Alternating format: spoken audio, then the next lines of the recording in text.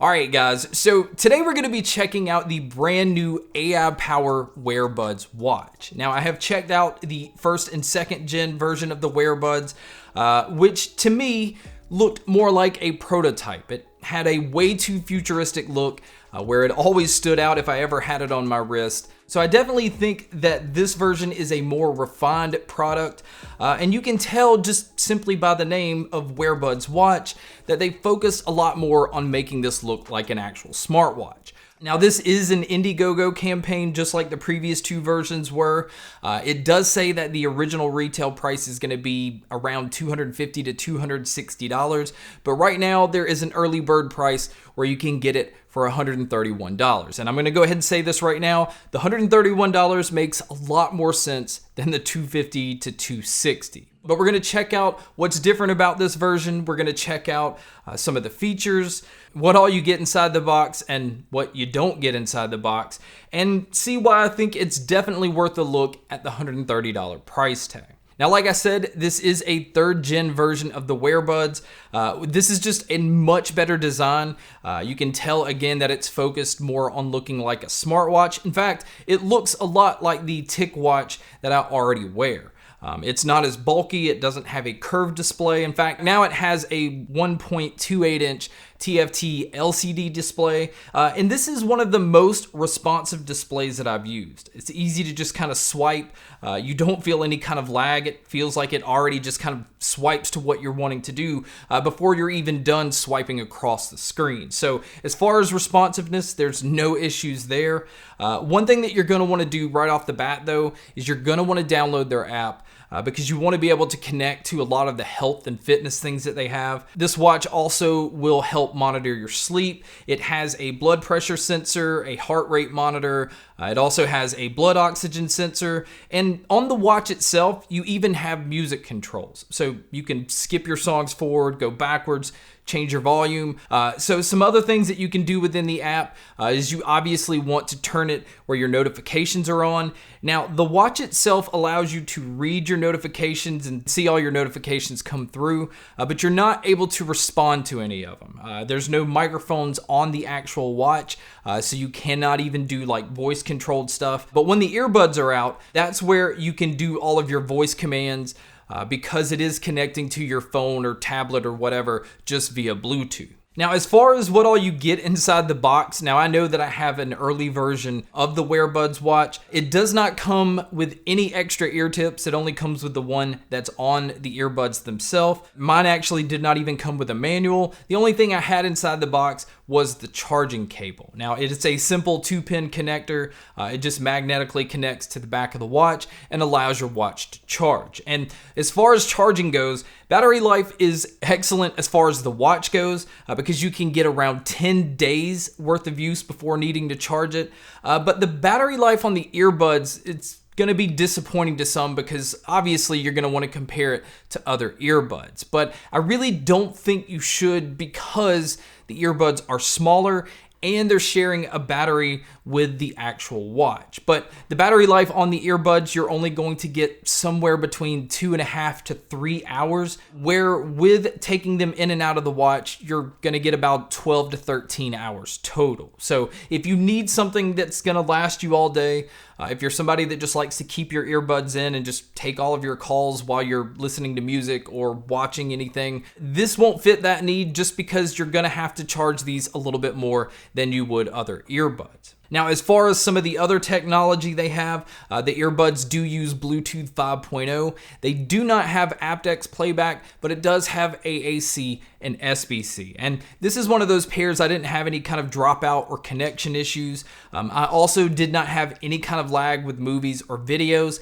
Now, I did have lag with gaming, so if you are looking to use this pair while gaming on your mobile device, I would not recommend them for that. Now, as far as using them outdoors, they do have the watch and the earbuds rated at IPX6. So this is not something that you would want to submerge either underwater, but you will be fine against splashes and rain and sweat and things like that. I do have an early version of the Wearbuds watch, and they did email me to say that the IPX6 water resistant waterproof rating does not work on my pair. So I was not able to test this, but I do want to tell you at least what they're rated at. Now, as far as the watch design itself, again, I cannot stress enough how much of a huge improvement that this watch is over the originals. Now, the original ones had it where an earbud would be stored on both sides of the watch, but they decided to actually have both earbuds store on the same side. And the reason I like this choice is they also designed the tip of the earbuds to actually look like the crown dials that you would see on watches. So while the earbuds are in the watch, it just looks like two little crown dials, and you really can't tell that there's two earbuds inside this watch. Now, they do have indicator lights on the earbuds to let you know that they're charging, and the way that you take these out, because these are not spring-loaded like the first two gens, is you simply just grab that little crown and pull these out. Now, the magnet is definitely strong enough inside the watch that when you're putting the earbuds back in, it just kind of sucks them back into the watch. So there's never really any question as to whether your earbuds are in and that they're charging. It's just done so much better on this version. And because it doesn't have that spring-loaded feature, you're not accidentally bumping the watch and having your earbuds pop out. So you can tell that they focused a little more on that. The band on here is a silicone band. It's very thick. And again, it just resembles the Tick watch that I have. So I think it's going to be a lot more durable, and it's going to fit a lot more situations because it looks like a normal watch.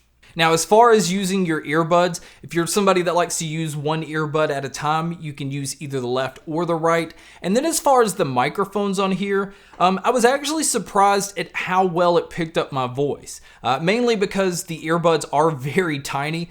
They don't stick out in any way, and there's no microphone that's actually pointed in the direction of your mouth. So the fact that it was able to pick up my voice very cleanly and block out a lot of my surroundings made me feel good about using these for phone calls. But you guys can be a judge by listening to a test here. All right, guys, so here is a mic test using the Wearbuds. Again, I'm quite surprised at how well it picks up my voice, especially considering how far the earbuds sit back in my ear canal. But this is what it would sound like if you were to take a call. And so now here is a mic test with a crowd noise being played, which you can hear here. And so this is what it would sound like if you were to take a call.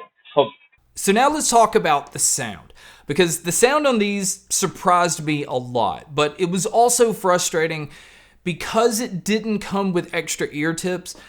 You have to kind of play around with these quite a bit to make sure that you get a good seal. In fact, I had to make sure that these were pushed down a little bit further in my ear canal that I'm used to. I usually like to have wider ear tips so that way they can seal a little further back and not feel like they have to be jammed down so far. Now, it's not uncomfortable in any way, but I just noticed that every time that I put the earbuds in, I kind of had to move them around a little bit and push them in a little bit more just to make sure that I'm getting that good seal. And so it also made me a little hesitant as far as like moving around and doing as much so that it didn't come loose or lose that seal. Because if you lose the seal, you basically lose any kind of bass impact that you have. Because when you have a good seal, the bass impact is pretty impressive. It's tight, it's accurate, but it has plenty of punch. They didn't allow the bass to get sloppy in these, so it's not one of those that sounds muddy or congested. In fact, the sound overall isn't really warm at all. It has a brighter sound to it, so you can tell that there's a lot more focus on bringing out your mids and the highs, which means if you're going to be listening to podcasts and watching movies and TV shows, dialogue always stood out. It was very clean. And basically any genre of music that I listened to, I never had any kind of issue with the vocalist. Vocalist sounded very upfront. It never got lost in the mix. And the treble is also tuned in a way where it's nice and bright. So you're easily able to hear a lot of subtle details. Everything has a nice, like, crisp sound to it. The only type of person I wouldn't recommend these for as far as sound goes is a bass head, and that's just because they don't allow the bass on these to get sloppy. Again, I feel like it has plenty of punch to it, but it is refined and tightened up in a way so that it doesn't affect the mids and the highs. Now, as far as the soundstage and sound imaging, again, because it's a brighter, more detailed sounding earbud, I had no issues with being able to tell where different sounds were coming from. The only thing is this isn't an extremely open sounding earbud, but it still made me feel like I was in a large room. So given the size of these and the sound that you're getting, audio performance isn't an issue. The only issue is going to be whether you can get a good seal or not. I do understand that they didn't add a lot of ear tips because it's very limited on the space that the earbuds have when you push them into the watch. So they did have to design an ear tip that's gonna fit in here. I just wish that there was a little bit more of a wider option. Maybe they can offer some foam ear tip options so that it could form a certain way while it's in here and just expand while it's in your ear. But as it is, you're getting one set of ear tips and you have to hope that it causes a good seal in your ears. So my overall conclusion of this product is at $250 to $260, I would be very hesitant to recommend it.